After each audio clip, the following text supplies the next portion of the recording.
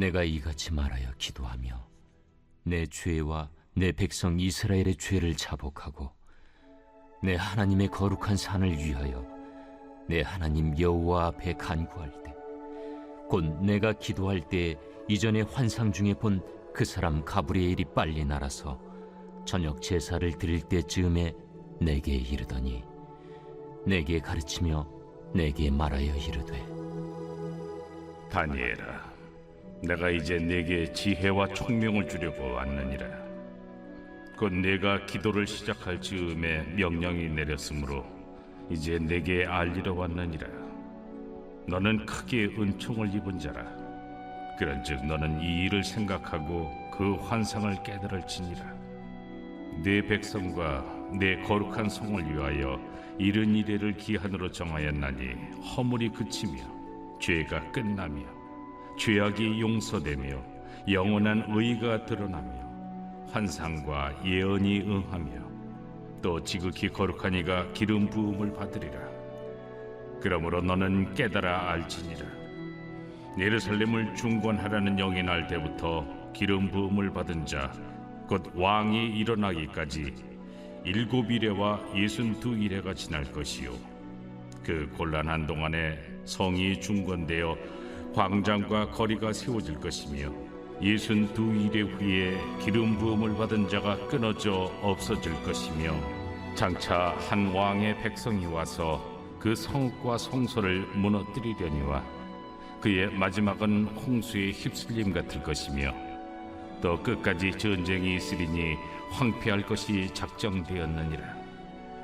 그가 장차 많은 사람들과 더불어 한 이레 동안의 언약을 굳게 맺고 그가 그 이레의 절반에 제사와 예물을 금지할 것이며, 또 포악하여 가증한 것이 날개를 의지하여 설 것이며, 또 이미 정한 종말까지 진노가 황폐하게 하는 자에게 쏟아지리라 하였느니라.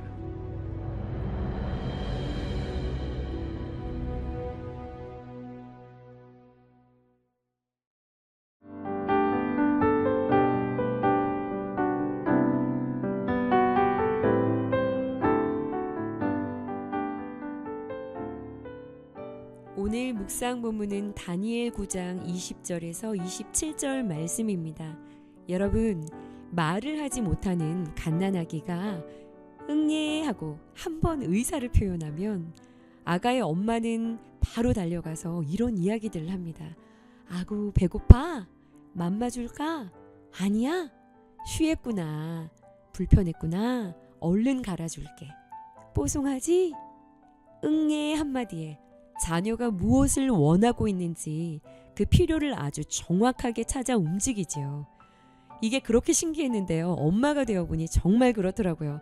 말을 하지 못하는 갓난아기 때부터 유창하게 의사를 표현할 수 있을 만큼 장성을 했지만, 무언가 말 못할 사정이 있어서 우물거릴 때조차도 부모는 이미 자녀의 마음과 요청, 그 요구가 무엇인지를 알고 있는 경우가 대부분이죠. 부모를 멀리하지만 않는다면 말이에요. 그런데 우리 하늘아버지께서도 너무나 이와 같으시다라는 것을 오늘 본문을 통해서 다시 묵상을 하게 됩니다. 우리가 이 마음을 참 잘 모르기 때문에 나아가지를 못하는 것이죠. 지금 다니엘은 자신과 민족의 죄를 회개하며 회복을 간구하고 있었는데요. 아직 기도를 다 끝마치기도 전에 다니엘에게 가브리엘 천사가 이르는 거예요. 그리고 가브리엘이 이렇게 말을 합니다. 곧 내가 기도를 시작할 즈음에 명령이 내게 내렸으므로 이제 너에게 알리러 왔느니라. 무슨 이야기인가요? 다니엘이 기도해야겠다. 정말 이 문제를 가지고 기도해야겠다. 80이 다 된 노인이 베옷을 입고 처절하게 금식하며 기도하기로 결심하고 기도를 시작했을 때 이미 그 기도하려고 하는 그 마음에 대한 응답이 하나님께로부터 출발했었다라는 이야기예요. 여러분, 하나님 앞에 기도할 마음만 먹어도 하나님께서는 이미 여러분들의 마음의 중심과 필요를 아시고 그 간절한 눈물에 응답을 준비하고 계신다라는 것 믿으시기를 바랍니다. 물론 다니엘에게 이러한 은혜가 임한 것은요, 다니엘이 23절 말씀처럼 은총을 입은 자였기 때문이었어요. 은총을 입은 자라는 뜻은 기뻐하는 자, 사모하는 자라는 의미를 가지고 있어요. 하나님을 향한 믿음의 절개를 지켰던 다니엘을 하나님은 너무나 기뻐하셨고 그를 정말 사랑하셨던 것이죠. 자, 그렇다면 다니엘을 답답하게 했던 회개와 간구의 내용이 무엇이었나요? 바로 해결되지 않는 이스라엘의 죄의 문제였어요.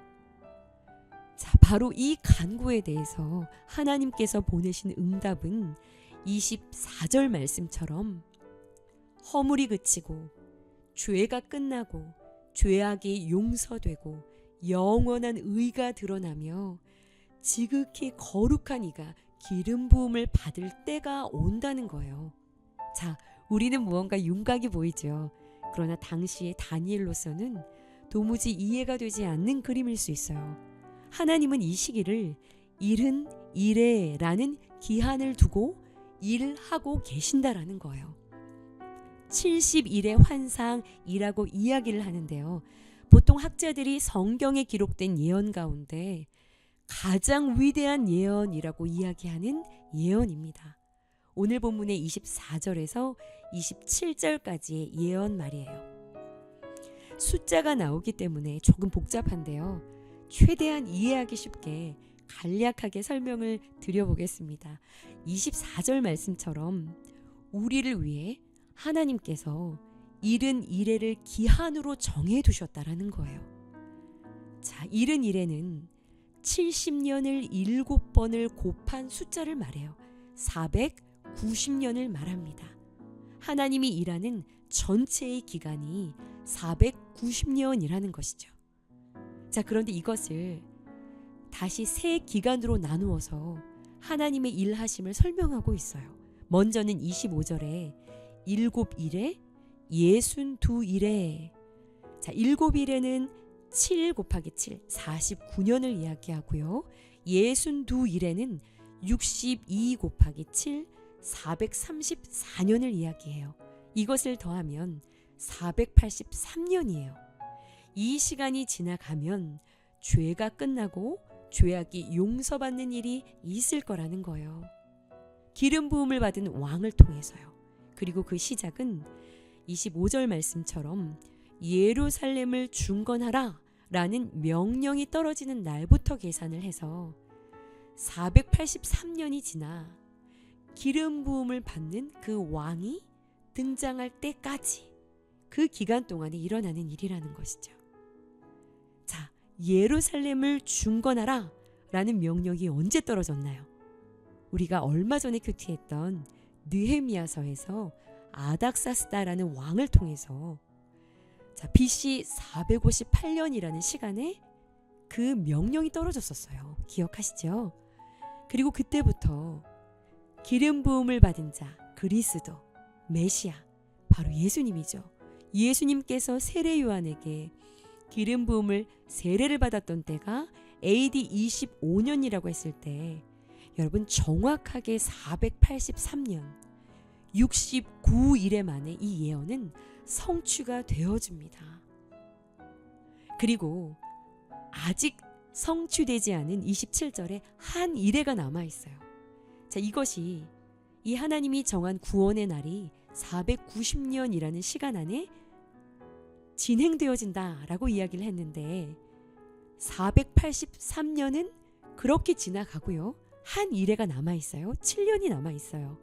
자, 이 한 일회는 27절 말씀처럼 세상의 종말이 임하기 직전에 7년 대환란기를 가리키고 있는 말이에요. 자, 그러면 이렇게 계산을 할 경우에 69일에와 한 일회 사이에 기간을 명확하게 알 수 없는 공백기가 생겨나게 되지요. 바로 이 공백기가 우리가 살아가는 오늘의 이 시간을 이야기하는 거예요.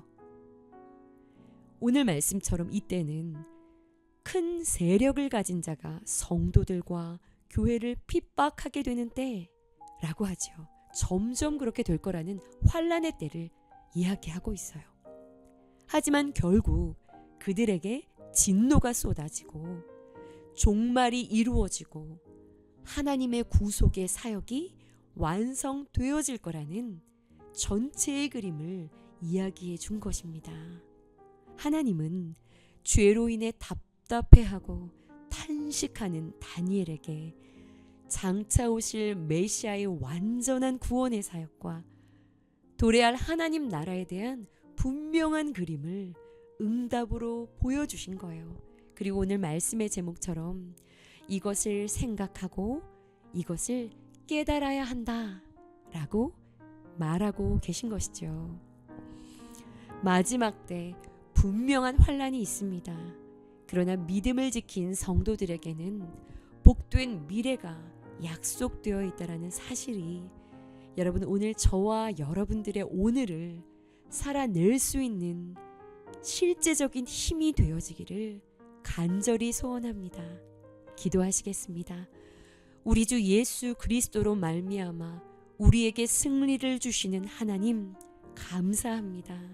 소망이 있기에 견실하고 흔들리지 않고 항상 주의 일에 더욱 힘쓸 수 있는 믿음의 사람들이 되게 하여 주시옵소서. 예수님의 이름으로 감사하며 기도드렸사옵나이다. 아멘.